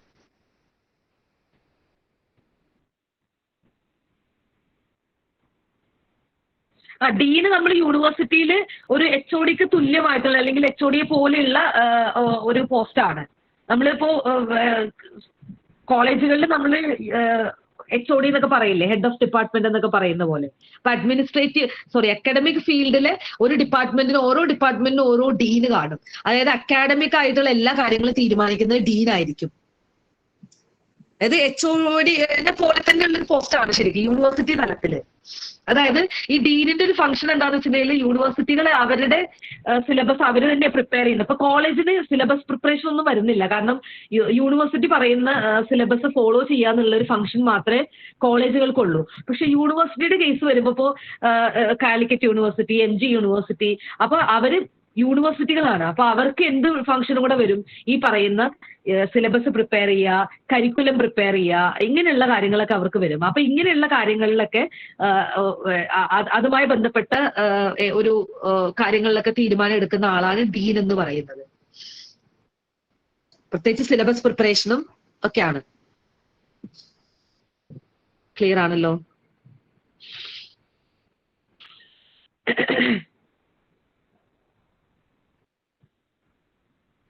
ഇനി ഇതെന്തിനാണ് ഇങ്ങനെ ചോദിക്കുന്നതെന്ന് എനിക്കൊരു ഐഡിയ കിട്ടുന്നില്ല. അതായത് ഇതൊക്കെ ശരിക്കും പറഞ്ഞിട്ടുണ്ടെങ്കിൽ ഇങ്ങനെയൊക്കെ ചോദിക്കുന്നത് ഭയങ്കര ബുദ്ധിമുട്ടിക്കുന്ന ഒരു ചോദ്യമാണ്. അതായത് ഫസ്റ്റ് യൂണിവേഴ്സിറ്റി ഓക്കെ, പക്ഷെ ഒരു തവണ ചോദിച്ചത് കുറെ ഓപ്പൺ യൂണിവേഴ്സിറ്റികൾ തന്നിട്ട് അതിനെ അറേഞ്ച് ചെയ്യാനായിരുന്നു ആദ്യം ഏതാ വന്നതെന്നുള്ളത്. അതൊക്കെ ഭയങ്കര എന്താണ്, അങ്ങനത്തെ ചോദ്യങ്ങൾ പ്രത്യേകിച്ച് ഒരു ബെനിഫിഷ്യൽ ആയിട്ടുള്ള ചോദ്യങ്ങളല്ല. അപ്പൊ ഫസ്റ്റ് ഓപ്പൺ യൂണിവേഴ്സിറ്റി ഓക്കെ, ആദ്യത്തെ ഓപ്പൺ യൂണിവേഴ്സിറ്റി ഏതാണെന്ന് അറിഞ്ഞിരിക്കുക എന്നുള്ളത് ഓക്കെ. ഫസ്റ്റ് ഓപ്പൺ യൂണിവേഴ്സിറ്റി ആയിരുന്നു അംബേദ്കർ ഓപ്പൺ യൂണിവേഴ്സിറ്റി. അതാണ് ഞാൻ നേരത്തെ പറഞ്ഞ അംബേദ്കർ ഓപ്പൺ യൂണിവേഴ്സിറ്റി എന്ന് പറഞ്ഞു. അപ്പൊ അംബേദ്കർ ഓപ്പൺ യൂണിവേഴ്സിറ്റി ഹൈദരാബാദ് ആണ് first open university established in India. പിന്നെ ഈ യശ്വന്ത് റാവു ചവൻ മഹാരാഷ്ട്ര ഓപ്പൺ യൂണിവേഴ്സിറ്റി ചോദിച്ചിട്ടുണ്ട്. ഞാൻ പറഞ്ഞില്ലേ, ഇതാണ് ഓർഡർ എഴുതാൻ പറഞ്ഞത്. അപ്പൊ നളന്ദ ഓപ്പൺ യൂണിവേഴ്സിറ്റിയും ഓപ്പൺ യൂണിവേഴ്സിറ്റി ചെന്നൈ ഒന്നും പിന്നെ കണ്ടിട്ടില്ല, എന്റെ ശ്രദ്ധയിൽപ്പെട്ടിട്ടില്ല. ഞാൻ ഇല്ല എന്നല്ല പറയുന്നത്, എന്റെ ശ്രദ്ധയിൽപ്പെട്ടിട്ടില്ല. Ambedkar open university, Yashwant Rao Chavan Maharashtra open university Nashik, ഇത് പിന്നെ ചോദിച്ചു കണ്ടിട്ടുണ്ട്.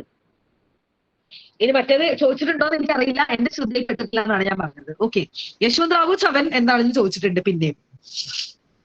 അപ്പൊ അതൊന്ന് നോട്ട് ചെയ്ത് വെക്കാം. ഓക്കെ, ഞാനിതെല്ലാം കഴിയുമ്പോൾ കുറച്ച് മൈൻഡ് മാപ്പുകൾ തരാം. നമ്മുടെ ക്ലാസ് ഒക്കെ തീരുമ്പോഴേ ഞാൻ പറഞ്ഞില്ലേ, അതായത് നമ്മൾ എക്സാമിന് മുന്നേ ആയിട്ട് കുറച്ച് മൈൻഡ് മാപ്പുകളൊക്കെ കൂടുതൽ ഇൻക്ലൂഡ് ചെയ്യാം.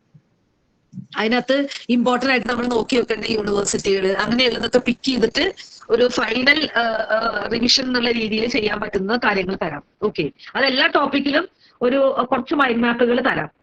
അത് ഞാൻ പ്രിപ്പയർ ചെയ്തുകൊണ്ടിരിക്കുന്നുണ്ട്. ഓക്കെ, ആദ്യം ഒരു ക്വസ്റ്റ്യൻ കുറച്ച് ചെയ്യാമെന്ന് വിചാരിച്ചിട്ടാണ്. കാരണം ക്വസ്റ്റ്യൻ എങ്ങനെയാ വരിക എന്നുള്ളത് നിങ്ങൾക്ക് അറിയണമല്ലോ. അപ്പൊ അതിനാണ് ഈ ചോദ്യങ്ങൾ ചെയ്യിപ്പിക്കുന്നത്. ഇനി ചോദ്യങ്ങൾ കുറച്ച് ചെയ്ത് കഴിയുമ്പോൾ നിങ്ങൾക്ക് മനസ്സിലായി ഇങ്ങനെയൊക്കെയാണ് ചോദ്യം വരിക എന്നുള്ളത്. അപ്പൊ നമ്മൾ ഇനി കൂടുതൽ ഫാക്ടുകൾ പഠിക്കണം. ഓക്കെ, അപ്പൊ ഫാക്ടുകൾ കൂടുതൽ. പിന്നെ നിങ്ങൾ നോട്ട് പ്രിപ്പയർ ചെയ്യുമ്പോൾ എപ്പോഴും നിങ്ങൾ എന്ത് നോക്കണം എന്നുള്ളതല്ല, എന്ത് നോക്കണ്ട എന്നുള്ളതാണ്. കാരണം നമുക്കിപ്പോ ഒത്തിരി ഇൻഫർമേഷൻ അവൈലബിൾ ആണ്. അപ്പൊ നമുക്ക് ഒത്തിരി ഇൻഫർമേഷൻ ഉണ്ട്. അപ്പൊ ബുക്ക് ഒക്കെ നോക്കിക്കഴിഞ്ഞാൽ ഒരുപാട് ബുക്കുകൾ ഉണ്ട്. അപ്പൊ നമുക്ക് ഇൻഫർമേഷൻ ഇല്ലാത്തത് കൊണ്ടല്ല, പണ്ടൊക്കെ ഇൻഫർമേഷൻ കുറവായിരുന്നെങ്കിൽ ഇപ്പൊ ഇൻഫർമേഷൻ കൂടുതലാണ്.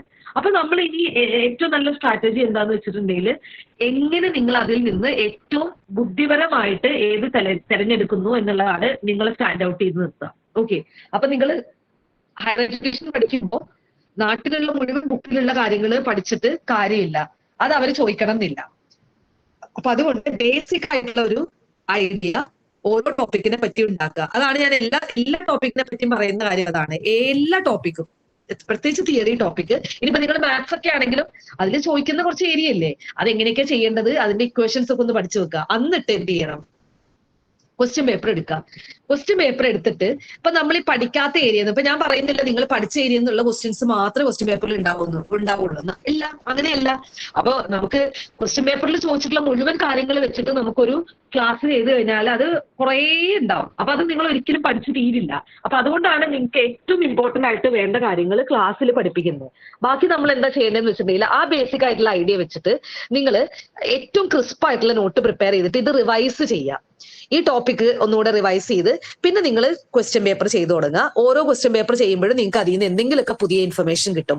അത് ആഡ് ചെയ്ത് പോവുക. അതല്ലാതെ എല്ലാം കൂടി ഈ നോട്ടിനകത്ത് ഉൾപ്പെടുത്തരുത്. നോട്ട് എന്ന് പറയുന്നത് വളരെ ക്രിസ്പ് ആയിരിക്കണം. അതിനകത്ത് ഏറ്റവും ഇമ്പോർട്ടന്റ് ആയിട്ടുള്ള കാര്യങ്ങൾ മാത്രം ഉൾപ്പെടുത്തിയിട്ടുള്ള നോട്ടായിരിക്കണം നിങ്ങൾ നോട്ട് എന്ന് പറഞ്ഞ് പഠിക്കേണ്ടത്. ബാക്കിയുള്ളത് എന്താണെന്ന് വെച്ചിട്ടുണ്ടെങ്കിൽ ക്വസ്റ്റ്യൻ പേപ്പർ ചെയ്യുമ്പോൾ നിങ്ങൾക്ക് കിട്ടുന്ന കാര്യങ്ങൾ ഓരോന്നോരോന്നായിട്ട് നിങ്ങൾ എന്ത് ചെയ്യുക, അത് ചേർത്ത് വെച്ച് പോവാ. പിന്നെ നിങ്ങൾ ക്വസ്റ്റ്യൻ പേപ്പർ ചെയ്യുമ്പോൾ നിങ്ങൾക്ക് ഒരു കാര്യം മനസ്സിലാവും, ചില ടോപ്പിക്കിൽ നിന്ന് കുറേ ചോദ്യങ്ങൾ വന്നിട്ടുണ്ട്. അപ്പൊ അതിനെ ഒന്ന് മാർക്ക് ചെയ്യുക. അതായത് നിങ്ങൾ ക്വസ്റ്റ്യൻ പേപ്പർ ചെയ്യുമ്പോൾ ഒരു കാര്യം കൂടെ ചെയ്യണം. അതായത് ഇപ്പൊ സിവിൽ സർവീസ് എക്സാമിനൊക്കെ ന്യൂസ് പേപ്പർ വായിക്കുമ്പോൾ അല്ലെങ്കിൽ question paper previous year question paper ചെയ്യുമ്പോൾ ഒരു ടെക്നീക്ക് പറയും. എന്താന്ന് വെച്ചിട്ടുണ്ടെങ്കിൽ ഇപ്പൊ അതേ സാധനം തന്നെ നിങ്ങൾക്ക് ഇവിടെ അപ്ലൈ ചെയ്യാം. അതായത് ഇത്രേ ഉള്ളൂ, സിമ്പിൾ ആണ്, വലിയ ടെക്നീക്കൊന്നുമല്ല. ഇപ്പൊ സിവിൽ സർവീസിന്റെ എന്നൊക്കെ പറയുമ്പോൾ അത് എന്തോ വലിയ ടെക്നീക്കാണെന്ന് വിചാരിക്കേണ്ട, സിമ്പിൾ ആയിട്ടുള്ള ടെക്നീക്കാണ്. അതായത് നിങ്ങളൊരു ചോദ്യ പേപ്പർ എടുക്കുന്നു, ചോദ്യപേപ്പർ എടുത്തു. മാത്സിന്റെ കാര്യം ഞാൻ പറയുന്നില്ല. ഡി ഐ കഴിഞ്ഞു. ഡി ഐ കഴിഞ്ഞിട്ട് 6ാമത്തെ ചോദ്യം മുതൽ നിങ്ങളുടെ സബ്ജക്ട് ടോപ്പിക് ആയിരിക്കുമല്ലോ. 6ാമത്തെ ചോദ്യം റിസർച്ചുമായി ബന്ധപ്പെട്ട ഒരു ചോദ്യമാണ്. അപ്പൊ നിങ്ങൾ എന്ത് ചെയ്യുക, റിസർച്ച് ആപ്റ്റിറ്റ്യൂഡ് എന്ന് A4 ഷീറ്റിൽ എഴുതുക. എന്നിട്ട് ക്വസ്റ്റ്യൻ പേപ്പറിന്റെ ഈ റിസർച്ചിന്റെ അവിടെ നിങ്ങൾ വർഷം എഴുതുക. ഈ റിസർച്ച് ആപ്റ്റിറ്റ്യൂഡ് എന്നുള്ള പേപ്പറിന്റെ താഴെ വർഷം എഴുതുക, ഏത് വർഷത്തെ ചോദ്യപേപ്പർ ആണ് എന്നുള്ളത് എഴുതാം. ഓക്കെ. അപ്പൊ 2024 കുറെ സെറ്റ് ഉണ്ടാവും. അപ്പൊ അതിൽ ഇയർ മാത്രം എഴുതിയാൽ മതി, ഏത് സബ്ജക്റ്റിന്റെ ആണെന്നൊന്നും എഴുതണ്ട. 2024 ആണെങ്കിൽ 2024 എന്ന് എഴുതാം. എന്നിട്ട് ആ വർഷം ചോദിച്ചിട്ടുള്ള റിസർച്ചിൽ ഒരു കീവേഡ് കാണുമല്ലോ. അപ്പോ ഒരു എക്സാമ്പിൾ പറയുകയാണെങ്കിൽ സ്റ്റുഡന്റ് ടി ടെസ്റ്റുമായി ബന്ധപ്പെട്ട ഒരു ചോദ്യമാണ് എന്നുണ്ടെങ്കിൽ നിങ്ങൾ 2024 എന്ന് പറഞ്ഞിട്ട് 1 എന്ന് എഴുതിയിട്ട് സ്റ്റുഡന്റ് ടി ടെസ്റ്റ് എന്ന് എഴുതാം. ഓക്കെ.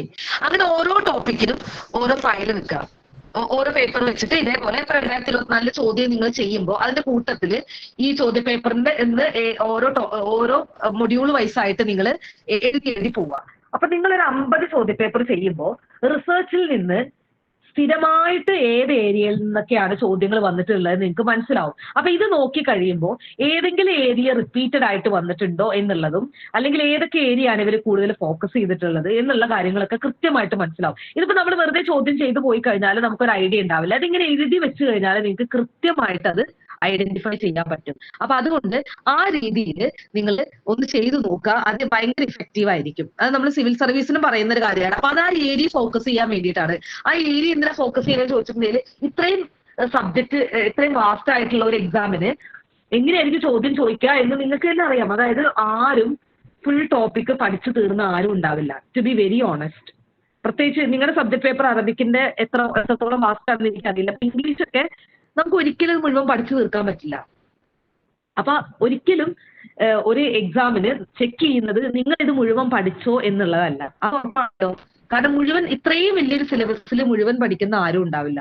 അതേപോലെ പി എസ് സി എക്സാമിന്റെ ഒക്കെ സിലബസ് കണ്ടിട്ടുണ്ടെങ്കിൽ അത് അത്രയുണ്ട്. അപ്പൊ അത് നമ്മളിപ്പോ പി എസ് സി എക്സാമിന് ഇപ്പോ ഓരോ എക്സാമിനും ചോദിക്കുന്ന പാറ്റേൺ അനുസരിച്ചിട്ടാണ് നമ്മൾ ഏത് ബുക്കാണ് റെഫർ ചെയ്യേണ്ടതെന്നുള്ളത്.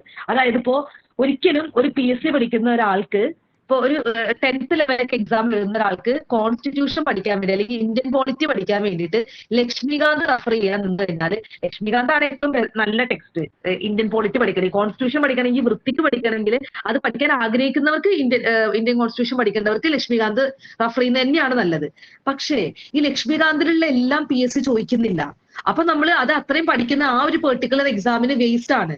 അപ്പൊ നമ്മൾ അത്രയും പഠിക്കുമ്പോൾ നമുക്ക് റിവൈസ് ചെയ്യാനുള്ള ടൈം കുറയും. ശരിയാണ്, അത്രയും പഠിക്കുമ്പോൾ നമുക്ക് നോളജ് ഒക്കെ ഇൻക്രീസ് ചെയ്യും. പക്ഷെ നമ്മൾ എഴുതാൻ പോകുന്ന പരീക്ഷ പാസ്സാവുക എന്നുള്ളതാണല്ലോ നമ്മുടെ പ്രധാന ലക്ഷ്യം. അപ്പൊ അതുകൊണ്ട് നമ്മൾ പഠിക്കുന്ന സാധനം നമുക്ക് ഇവിടെ ആവശ്യമുള്ളതാണോ എന്ന് നമുക്ക് തിരിച്ചറിയണമെങ്കിൽ നമ്മൾ ക്വസ്റ്റ്യന്റെ പാറ്റേൺ എന്താണെന്ന് അറിയണം. അപ്പൊ നമ്മളെടുത്തപ്പോ പി എസ് സിയിൽ ഇന്ത്യൻ കോൺസ്റ്റിറ്റ്യൂഷൻ പഠിക്കണം എന്ന് പറയാണ്. അവിടെ ഒരിക്കലും അവർ പറയുന്നില്ല നിങ്ങൾ ഏത് ബുക്ക് റെഫർ ചെയ്യണമെന്ന്. അപ്പൊ ഇതിനെപ്പറ്റി ധാരണയില്ലാത്ത ഒരാൾ ലക്ഷ്മികാന്ത് വായിക്കാൻ പോയി കഴിഞ്ഞാൽ 1,800 പേജ് ഉണ്ട് ലക്ഷ്മികാന്ത്. അപ്പൊ 2 മാസത്തിനുള്ളിലാണ് പരീക്ഷയെങ്കിൽ ലക്ഷ്മികാന്ത് വായിക്കാൻ പോയിട്ടുണ്ടെങ്കിൽ അത് വായിച്ചു തീരില്ല. അപ്പൊ അവിടെ ചെയ്യേണ്ട കാര്യം എന്താണ്?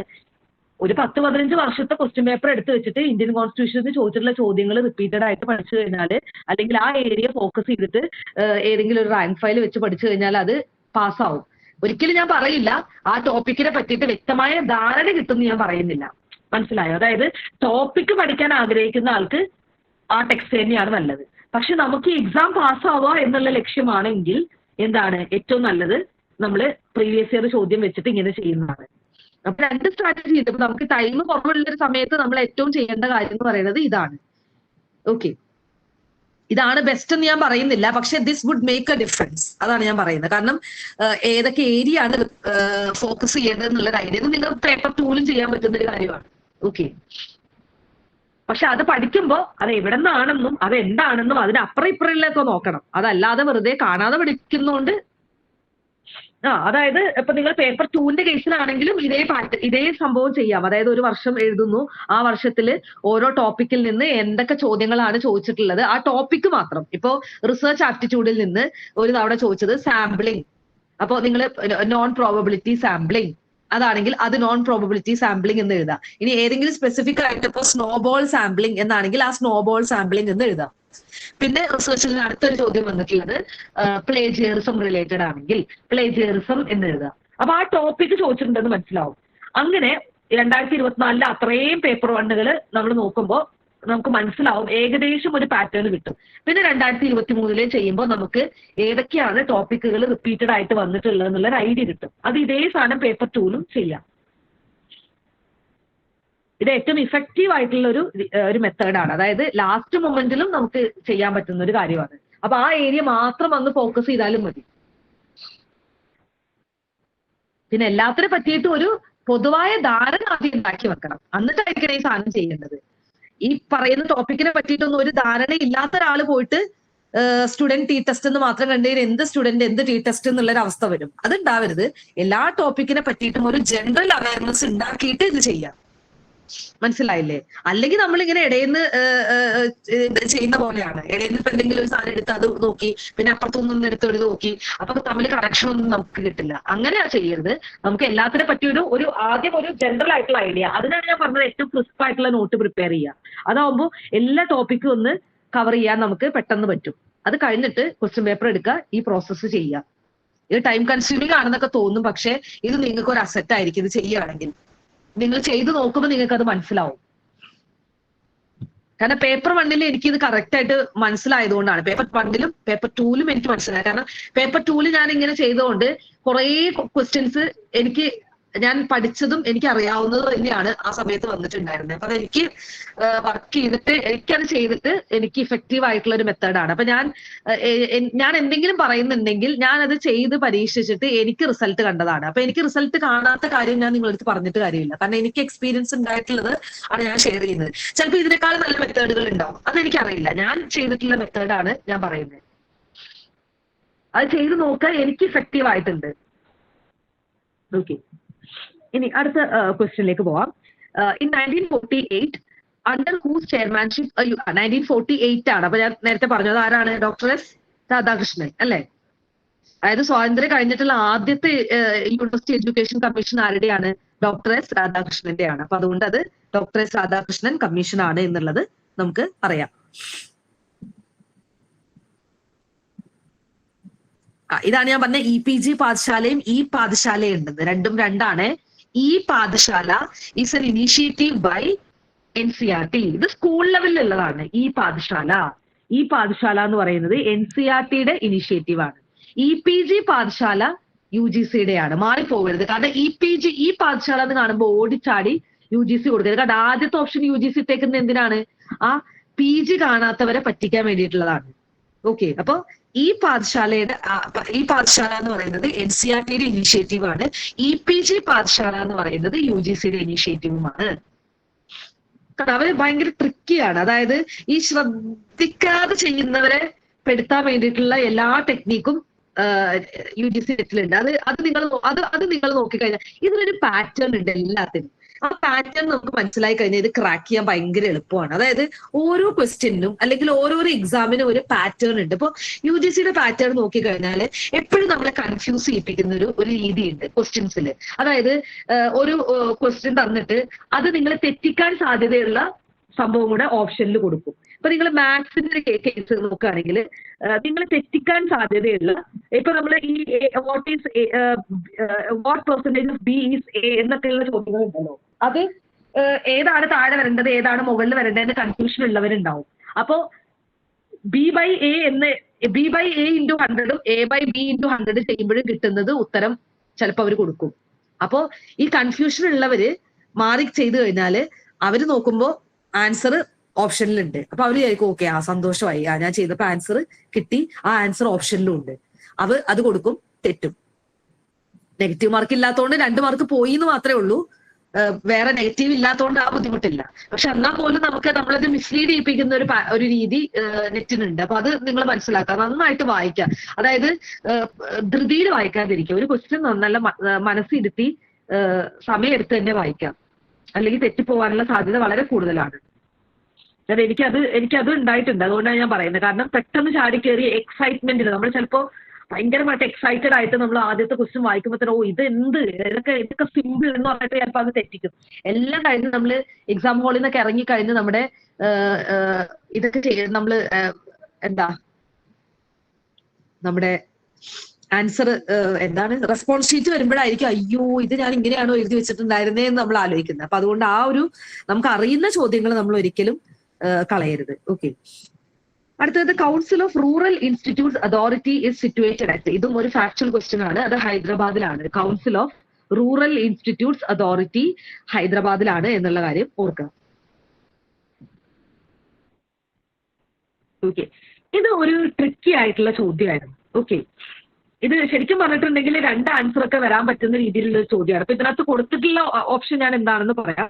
അപ്പൊ ഇത് for pursuing a PhD programme, ഒരു PhD പ്രോഗ്രാം നമുക്ക് പെർസ്യൂ ചെയ്യണമെങ്കിൽ, പെർസ്യൂ ചെയ്യാന്ന് വെച്ചാൽ പഠിക്കണമെങ്കിൽ ത്രൂ അവർ യൂണിവേഴ്സിറ്റി സിസ്റ്റം, ഒരു യൂണിവേഴ്സിറ്റി സിസ്റ്റത്തിലൂടെ നമുക്ക് PhD എടുക്കണമെങ്കിൽ what has become a mandatory provision now, ഇപ്പൊ ഏതാണ് നിർബന്ധമായിട്ടുള്ള ഒരു പ്രൊവിഷൻ ആക്കി മാറ്റിയിട്ടുള്ളതെന്നാണ് ചോദിച്ചിട്ടുള്ളത്. ഇപ്പൊ മാറ്റിയിട്ടുള്ളതെന്നുള്ള ആയിരിക്കണം അവര് ഉദ്ദേശിച്ചിട്ടുള്ളത് ഉണ്ടാവുക.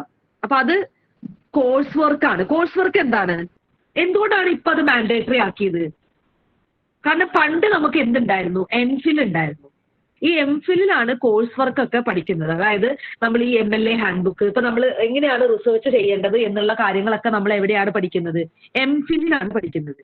അപ്പൊ MPhil എടുത്തു മാറ്റി കഴിഞ്ഞപ്പോ ഇപ്പോ അത് എവിടെയാണ് പഠിപ്പിക്കുന്നത്, PhDയിൽ ഈ നിർബന്ധമായിട്ട് നമ്മൾ കോഴ്സ് വർക്ക് കംപ്ലീറ്റ് ചെയ്തിരിക്കണം.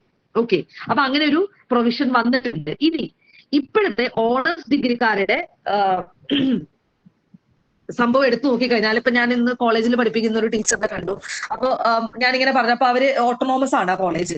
ഞാൻ അവിടെ ഒരു ക്ലാസ് എടുക്കാൻ വേണ്ടി പോയതായിരുന്നു. അപ്പൊ അവിടുത്തെ ടീച്ചർ പറഞ്ഞതാണ്. അപ്പൊ ഞാനിങ്ങനെ പറഞ്ഞത് ഇപ്പൊ ഓണേഴ്സ് ഡിഗ്രി അല്ലേ, അവര് ഏത് ഇയർ ആയിരുന്നു? അപ്പൊ അവർ സെക്കൻഡ് ഇയർ ആയി. അപ്പൊ ഞാൻ ചോദിച്ചു 4th ഇയർ. അപ്പൊ അവർക്കും വലിയ ഐഡിയ ഒന്നുമില്ല, കാരണം ഫസ്റ്റ് ബാച്ച് ആണല്ലോ. അപ്പൊ ഞാൻ ചോദിച്ചു എങ്ങനെയാണ് 4th ഇയറിന്റെ സിലബസ് എങ്ങനെയാണെന്നൊക്കെ ചോദിച്ചപ്പോൾ അവർ പറഞ്ഞത് അതിനകത്ത് കൂടുതലും റിസർച്ച് പേപ്പറുകളാണ്. അതായത് 7th 8th സെമസ്റ്ററിൽ കൂടുതലും റിസർച്ച് പേപ്പറുകളും അതുപോലെ തന്നെ PG റിലേറ്റഡ് ആയിട്ടുള്ള ടോപ്പിക്കുകളൊക്കെയാണ് ആഡ് ചെയ്തിട്ടുള്ളത്. അപ്പൊ ആ PhD ചെയ്യുന്ന ഒരാൾക്ക് കോഴ്സ് വർക്കിന് പഠിക്കേണ്ട കാര്യങ്ങൾ, കോഴ്സ് വർക്ക് എന്ന് പറയുന്നത് ശരിക്കും ഒരു നമ്മൾ ക്ലാസ്സിൽ പോയി പഠിക്കുന്ന പോലെ തന്നെ എനിക്ക് തോന്നുന്നത് അത് 1 വർഷം എങ്ങാനും ഉണ്ടെന്ന് എനിക്ക് തോന്നുന്നത്. മുന്നേ അത് MPhil ഉണ്ടായിരുന്ന സമയത്ത് ആ MPhilലാണ് ഇത് പഠിക്കുന്നത്. അതായത് എങ്ങനെയാണ് റിസർച്ച് ചെയ്യേണ്ടത്, റിസർച്ച് മെത്തഡോളജി എന്നൊക്കെ പറഞ്ഞിട്ട് ഒരു ടോപ്പിക് ഉണ്ട്. അതായത് നമ്മൾ ഈ പഠിക്കുന്ന റിസർച്ച് അല്ല, അതായത് ഓരോ ടോപ്പിക്കിൽ ഇപ്പൊ ഇംഗ്ലീഷിൽ റിസർച്ച് ചെയ്യുന്ന ആൾക്ക് ആ സബ്ജക്റ്റിൽ ചില മെത്തഡോളജികൾ ഉണ്ട്, അതാണ് അവിടെ പഠിപ്പിക്കുന്നത്. അപ്പൊ അത് കോഴ്സ് വർക്കിലാണ് PhD എൻറോൾ ചെയ്ത ആള് അത് നിർബന്ധമായിട്ട് ആ കോഴ്സ് വർക്ക് അറ്റൻഡ് ചെയ്തിട്ടുണ്ടായിരിക്കും. ഇനി MPhil കഴിഞ്ഞ ആളാണെങ്കിൽ അയാൾക്ക് ആ കോഴ്സ് വർക്ക് ചെയ്യണം നിർബന്ധമില്ല, കാരണം അയാൾ ഓൾറെഡി എന്ത് ചെയ്തിട്ടുണ്ട്, MPhil കോഴ്സ് വർക്ക് കംപ്ലീറ്റ് ചെയ്തിട്ടുണ്ട്. അപ്പൊ അത് അങ്ങനെയൊക്കെയുള്ള പ്രൊവിഷൻ ഉണ്ടായിരുന്നത് മുന്നേ. ഇപ്പൊ MPhil ഒക്കെ നിർത്തിയത് കൊണ്ട് തന്നെ നമ്മൾ നിർബന്ധമായിട്ടും കോഴ്സ് വർക്ക് ചെയ്യണം. ഇപ്പൊ ഈ ഓണേഴ്സ് ഡിഗ്രി കഴിയുന്ന ആളുകൾക്ക് ഈ കോഴ്സ് വർക്ക് ഒക്കെ വരുന്നുണ്ട്. കോഴ്സ് വർക്ക് ആക്സെപ്റ്റ് ഉണ്ടോ എന്ന് എനിക്കറിയില്ല, എന്നാലും റിസർച്ച് റിലേറ്റഡ് ആയിട്ടുള്ള പേപ്പേഴ്സ് പഠിക്കാനുണ്ടെന്നാണ് പറഞ്ഞത്. ഓക്കെ. അപ്പൊ അത് ഞാൻ ജസ്റ്റ് ഒരു ഇൻഫർമേഷൻ പാസ് ചെയ്തേ ഉള്ളൂ. അതിനെ പറ്റിയിട്ട് വ്യക്തമായിട്ടുള്ള ഒരു ഐഡിയ ഒന്നും ഇല്ല. ഞാൻ ചോദിച്ച സംസാരത്തിൽ കിട്ടിയ ഒരു ഇൻഫർമേഷൻ ഞാൻ നിങ്ങളടുത്ത് പാസ് ചെയ്താണ്, ആധികാരികമായിട്ടുള്ള ഇൻഫർമേഷൻ അല്ല ഇത്. Okay. In the institutions of higher education in India, which of the following has the formal authority to approve the courses and programs of studies? കോഴ്സുകൾ അപ്രൂവ് ചെയ്യുക, പ്രോഗ്രാമുകൾ അപ്രൂവ് ചെയ്യുക, ഇതൊക്കെ ആരുടെ ഫംഗ്ഷൻ ആണ് എന്നാണ് ചോദ്യം. ആരുടെ ആയിരിക്കും? അക്കാഡമിക് കൗൺസിലിന്റെ ഫംഗ്ഷൻ ആണ് കോഴ്സുകൾ അപ്രൂവ് ചെയ്യുക എന്നുള്ളത്. അപ്പോ ഇതിൽ നിന്ന് നിങ്ങളൊരു കാര്യം മനസ്സിലാക്കേണ്ടത്, യൂണിവേഴ്സിറ്റിയിൽ ഡിഫറെന്റ് വിഭാഗങ്ങളെ പറ്റിയിട്ട് ഒരു ചെറിയൊരു ഐഡിയ ഉണ്ടാക്കണം. യൂണിവേഴ്സിറ്റിയുടെ കോടതിയുമായി ബന്ധപ്പെട്ട ഒരു ചെറിയ നോട്ട്, പിന്നെ board of studies, academic council, board of management, അത് നിരന്തര ചോദ്യങ്ങൾ വന്നിട്ടുണ്ട് എന്ന് മനസ്സിലാക്കിയ സ്ഥിതിക്ക് അതിനെ പറ്റിയിട്ടൊരു ഐഡിയ ഉണ്ടാക്കി വെക്കുന്നത് നല്ലതാണ്. ക്ലിയർ ആണല്ലോ? ഓക്കെ. 17ാമത്തെ ചോദ്യം. For ensuring sustainability in the quality ethos of the university environment, which of the following would be considered high priority skill for a vice chancellor? അതായത് സസ്റ്റൈനബിലിറ്റി എൻഷുർ ചെയ്യാൻ വേണ്ടിയിട്ട് എന്ത് കാര്യമായിരിക്കും ഒരു വൈസ് ചാൻസലർ ഹൈ പ്രയോറിറ്റി കൊടുക്കുന്നുണ്ടാവുക എന്നാണ്. അതായത് sustainability ensure ചെയ്യാൻ വേണ്ടിയിട്ട് in the quality ethos of the university environment, അതായത് യൂണിവേഴ്സിറ്റിയുടെ ഒരു ചുറ്റുപാടില് ക്വാളിറ്റി മെയിൻറ്റെയിൻ ചെയ്യാൻ വേണ്ടിയിട്ട്. Very good. ക്വാളിറ്റി മെയിൻറ്റെയിൻ ചെയ്യുക എന്ന് പറയുമ്പോൾ തന്നെ ഏത് സ്കില്ലായിരിക്കും നോക്കേണ്ടത്? ഹ്യൂമൻ റിസോഴ്സ് മാനേജ്മെന്റ് സ്കില്ലല്ലേ? അല്ലെ? ഒരു യൂണിവേഴ്സിറ്റിയിൽ ക്വാളിറ്റി നമുക്ക് എൻഷുർ ചെയ്യണമെങ്കിൽ നമ്മൾ എന്തിനാണ് ഇമ്പോർട്ടൻസ് കൊടുക്കേണ്ടത്? ഹ്യൂമൻ റിസോഴ്സിന് അല്ലെ?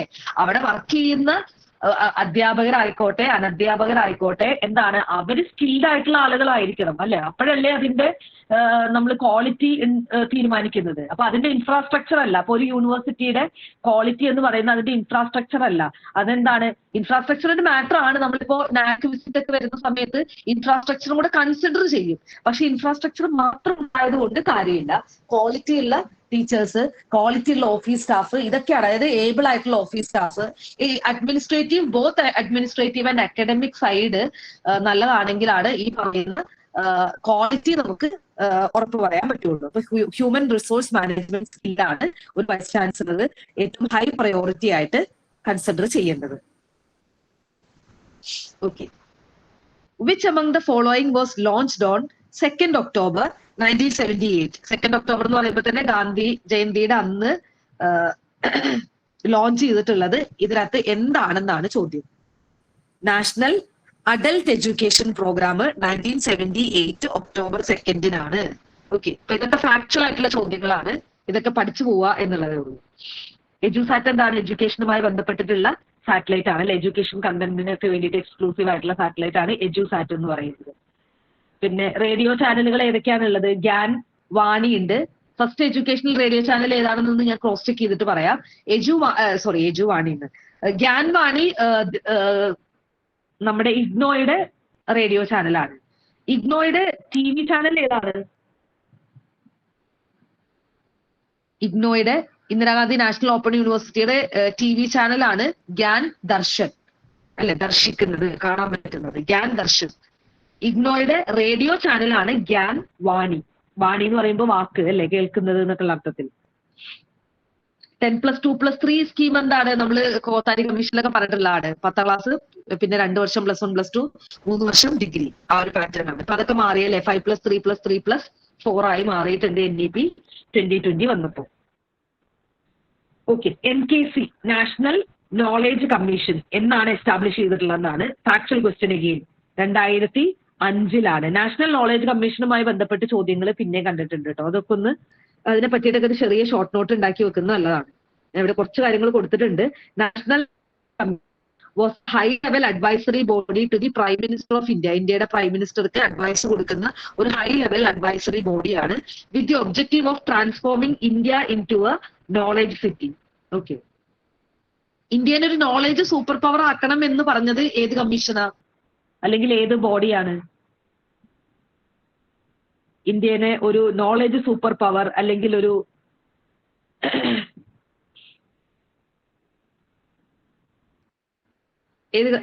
ഏത് ബോഡിയാണ്? NEP 2020 ആണ് പറഞ്ഞത്. വിശ്വഗുരു ആക്കണം എന്നാണ് പറയുന്നത്. ഇന്ത്യനെ ഒരു വിശ്വഗുരു ആക്കണം എന്നുള്ള ആശയം മുന്നോട്ട് വെച്ചത് NEP 2020 ആണ്. വിശ്വഗുരു, അതായത് ലോകത്ത് മുഴുവൻ ഗുരു ആവണം, അതായത് ഒരു ഗ്ലോബൽ നോളേജ് സൂപ്പർ പവർ ആവണം ഇന്ത്യ എന്നുള്ള ആശയം മുന്നോട്ട് വെച്ചത് NEP 2020 ആണ്. ഓക്കെ. 20ാമത്തെ ചോദ്യം കൂടെ പറഞ്ഞിട്ട് നിർത്താം.